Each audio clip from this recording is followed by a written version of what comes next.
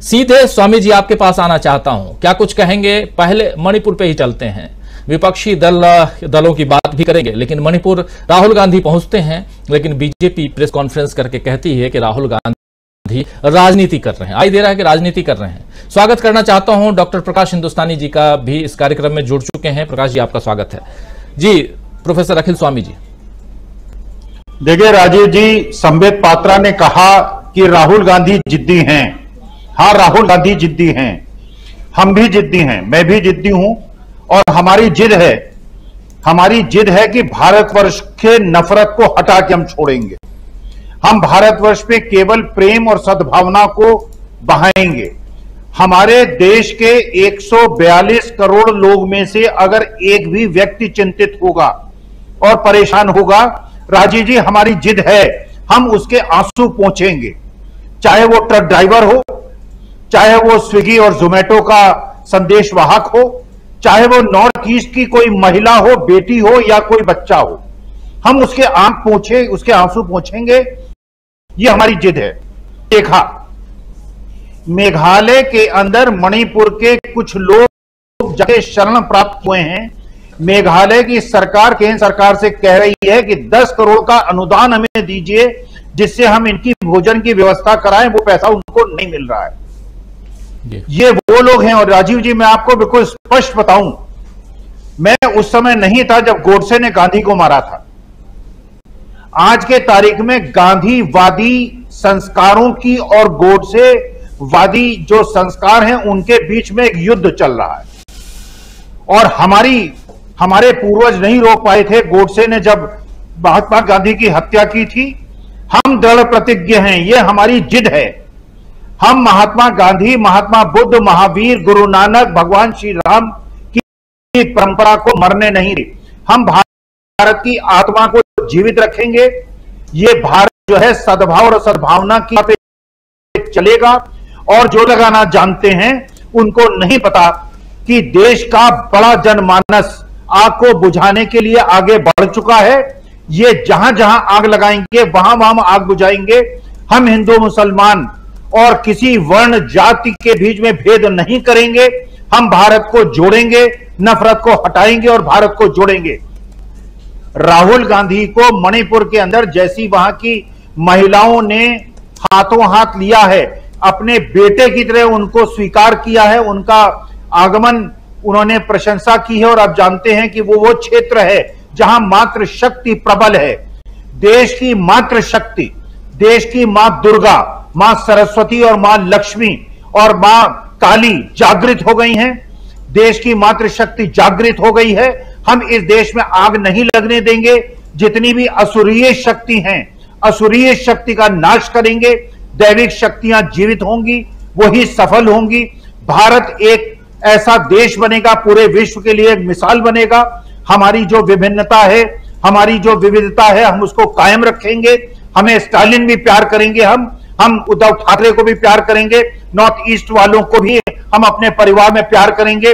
देश के हर कोने के 142 करोड़ लोग हमारे परिवार के सदस्य हैं। और जो हमारे बीच में फूट डालेगा, जो हमारे बीच में आग लगाएगा, जो गांधी को मारने का प्रयास करेगा, इस बार हम गोडसे को जीतने नहीं देंगे और गोडसेवादी लोग हारेंगे। और गांधी और महात्मा बुद्ध और महावीर का जो संस्कार है, वो देश होंगे। राजीव जी, आग नहीं लगने देंगे। देश को हम एकजुट करेंगे और देश को बचाएंगे। जी, आग नहीं लगने देंगे। गांधी और गोडसे, जब भी शांति की बात होती है तो गांधी सामने दिखाई देते हैं, और जब भी जो कुछ मणिपुर में हो रहा है उसकी बात होती है तो गोडसे की याद आती है।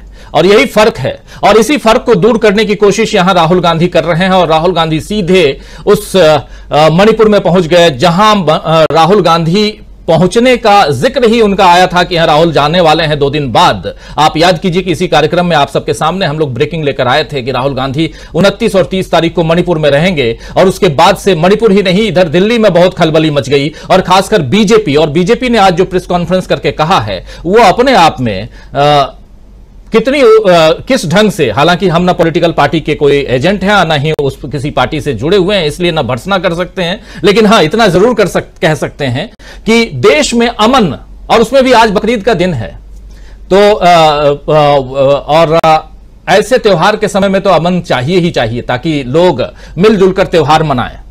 एक बार फिर से बकरीद की, ईद की शुभकामनाएं आप लोगों को देता हूं। तमाम दोस्त साथी तक जो हमारे साथ जुड़े हुए हैं और जो बाद में जुड़े हैं, उनका एक स्वागत इस्तकबाल करता हूं। तो दोस्तों, मणिपुर में और मणिपुर पहुंचते ही बवाल मच गया। राहुल गांधी को रोकने की तमाम कोशिशें हुई।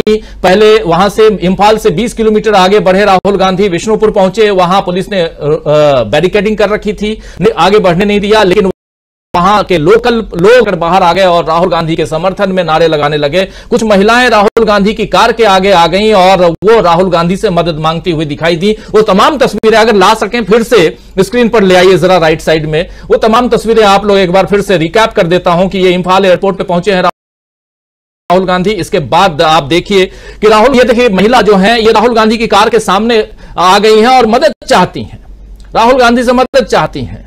और यही से शुरुआत होती है राहुल गांधी के एक नेता बनने की। यही से शुरुआत होती है कि राहुल गांधी क्या अदना सा एक नेता हैं, या राहुल गांधी एक वो नेता हैं जो सीधे चुनौती दे रहे हैं प्रधानमंत्री नरेंद्र मोदी को। आज की तारीख में देखिए, बैरिकेड्स को तोड़ने की कोशिश हो रही है, क्योंकि राहुल गांधी आगे न बढ़े। यहां जो भीड़ आपको दिखाई दे रही है, तस्वीर देखिए आप, जो भीड़ है, चारों तरफ लोग आए हुए हैं। इसके गांधी को वापस जाना पड़ता है, फिर से 20 किलोमीटर पीछे पहुंचते हैं और हेलीकॉप्टर के जरिए पहुंचते हैं चांदपुर। चांदपुर पहुंच करके वहां कैंप में राहुल गांधी लोगों से मिलते हैं। अभी तो पहले कुछ तस्वीरें आ रही थी, वो तस्वीर मैं चाहूंगा कि दिखाया जाए, थोड़ी देर बाद जरूर दिखाऊंगा, जहां महिलाओं से, बच्चों से राहुल गांधी मिल रहे हैं, उनके साथ खाना खा रहे हैं। तो ये तमाम तस्वीरें जो बयां कर रही हैं कि मणिपुर की हालत अच्छी नहीं है, तो सुधारने की जरूरत है। 347 दिन, 93, 31 दिसंबर 1993, 14 दिसंबर 1994, जी हां, आज से लगभग 30 साल पहले वहां राष्ट्रपति शासन लगाया जा चुका है। 2001 में ऐसे ही नगा और कुकी समुदाय के बीच में जब मतभेद हुआ और इन लोगों के बीच हिंसा फैली, तो उस समय अटल बिहारी वाजपेयी साहब की सरकार थी और 6 दिन के अंदर वहां के मसले को लेकर के विपक्षी दलों की बैठक हुई